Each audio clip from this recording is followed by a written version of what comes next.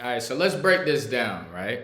Because there's a lot of discrepancies, there's a lot of misunderstanding about who is the better leader, right? And this was a concept that I was taught by my original leader, which is Shayna Hamilton, right? Because there's a lot of misunderstanding about who's the best leader. I come in early. I'm a better leader than you. I look better. My image is better than you. I'm a better leader than you. When it's snowing outside, I'm the one that's shoveling the snow so everybody can get in. And because of that, I'm a better leader than you. My sales piece average is higher than yours. I'm a better leader than you. I take my team out. I take people from the office out after a long day at work, or we hit a personal best. I'm the one who pays for everything. I get everybody's shots. And because of that, I'm a better leader than you. I get everybody in the van when it's time to go. I get everybody out the office.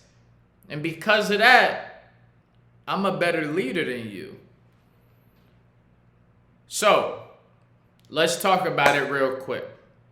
Because we're not going to complicate this. The whole idea between this concept I'm going to give you is because people want to complicate it. So here it is, guys. There's leaders, and then there's trainers. Now, if you're watching this, 9 times out of 10, you're probably a trainer. So let me show you how I have learned to simplify the topic of conversation of who is the best leader, who are the better leaders.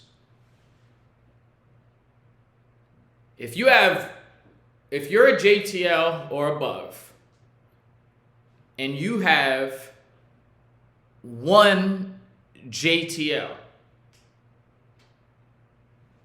and you have another JTL that has no JTLs. They just have an FR. So you have one JTL that has a JTL. And then you have another JTL that just has an FR. In this example, who is the better leader? How I determine who's a better leader is you're the better leader if you have more JTLs. It's as simple as that. Now I don't have to determine what time did you come in. Did you shovel the snow? Did you wash the windows down? Did you clean the van? I'm not there for all of that. An easy way that I could determine who's my best leader is who has the most JTLs. And it ain't just who has the most JTLs. It's who has the most JTLs that's consistently hitting their quota. You understand?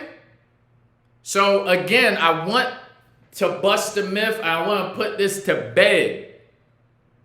The only way I could determine who's the better leader is you got to show me JTLs. How many JTLs you got consistently hitting their quota? Because you got leaders that don't have no JTLs. You got a leader that has 4 FRs on their team, and then you got another leader that got 2 FRs on their team, and they're debating a full-blown debate on who's the better leader. I think that's the dumbest shit I ever heard. How you the better leader, but you don't? Man. So this is how it's going to go. This is how it is. We over here with it. We over here with it. And if you want to have any other ideas of how you determine if you're a better leader or this or that, stay over there with it. Because the only way we're going to move forward is if we make this business simple. So strip leadership out of your head. Embrace the idea of just being a trainer. You're a trainer. Nothing wrong with being a trainer. You're a trainer. The more that you're training, the more people are going to get promoted and consistently hit quota under your leadership. You got to be a great trainer before you become a great leader. Because if you're just a great leader and you're not a great trainer, you don't have people getting promoted and consistently hitting their little ass quota. So if I go up in your office, all I need to know is how many JTLs do you have and are they consistently hitting their quota? You have 5 JTLs consistently hitting their quota every week, and you have 7 JTLs that are consistently hitting quota. Who's the better leader? The better leader is the one with 7. If you want to be better than the person with 7, get more than 7 JTLs on your team that's consistently hitting quota. That's it. Tired of this.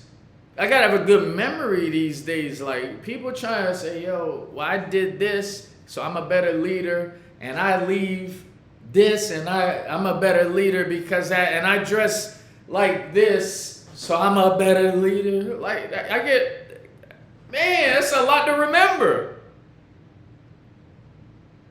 It's a lot to remember. That's all I'm saying. You want to keep this shit simple, which we will. We're going to keep this shit simple. Because it's these other people that try to complicate this shit. And that's when we get all crazy and we don't know, no, very simple. You want to be a great leader? First, you got to be a great trainer. I see a lot of great leaders. I see they teammates come in early. I see leaders come in at 10 o'clock. Their teammates come in at it like 10:15. And the leader, so-called leader, don't even get up to start training until what? 10:30, 10:45. For that whole 15 minutes, they ain't training because they're a great leader. You ain't no great leader if you ain't training. I don't care if you train for 5 minutes. A hard 5 minutes, you can become a great leader. An intentional 5 minutes of training? Yo, training. So what I want us to do, if you're in this industry and if you're in this business, you must become a great trainer. Becoming a leader is too easy and it's too elusive. It's all over the place. Become a great trainer. And as you're training intentionally and strategically and consistently, you will have people under your leadership that are getting promoted and consistently hitting their quota. No more debating. How many JTLs you got consistently hitting quota? How many do you have consistently hitting quota? Okay, you have 3, you have 4. The person who has 4, guess what? You're the better leader. Why are you the better leader? Because you're the better trainer who has more people reaping results based off of your training. My name is Demetrius Brown, and the rest is the future. Peace.